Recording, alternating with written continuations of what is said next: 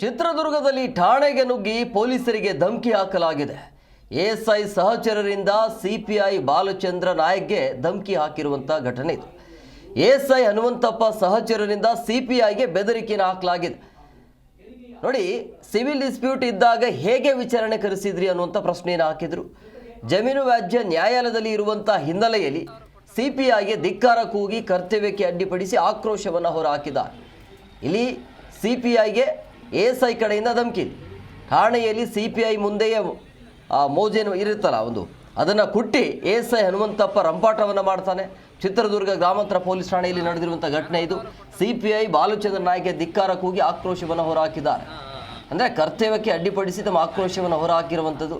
Civil dispute ಇದ್ದಾಗ ಹೇಗೆ ನೀವು ವಿಚಾರಣೆಗೆ ಕರೆಸಿದ್ರಿ ಅಂತೇಳಿ ತಮ್ಮ ಆಕ್ರೋಶವನ್ನು ಹೊರಹಾಕ್ತಿದ್ದಾರೆ.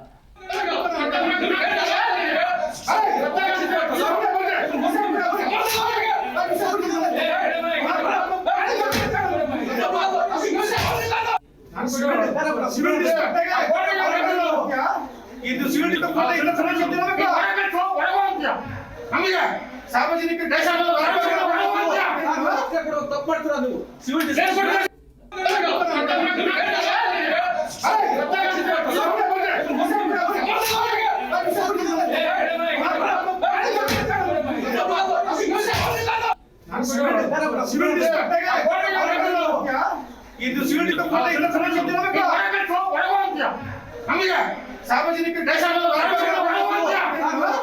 ತಪ್ಪು ಮಾಡ್ತೀರಾ ನೀವು?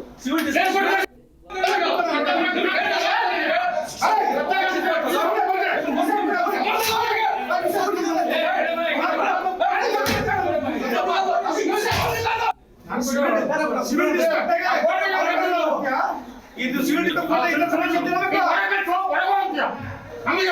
ಸಾರ್ವಜನಿಕ ತಪ್ಪು ಮಾಡ್ತೀರಾ ನೀವು? ಸಿವಿಲ್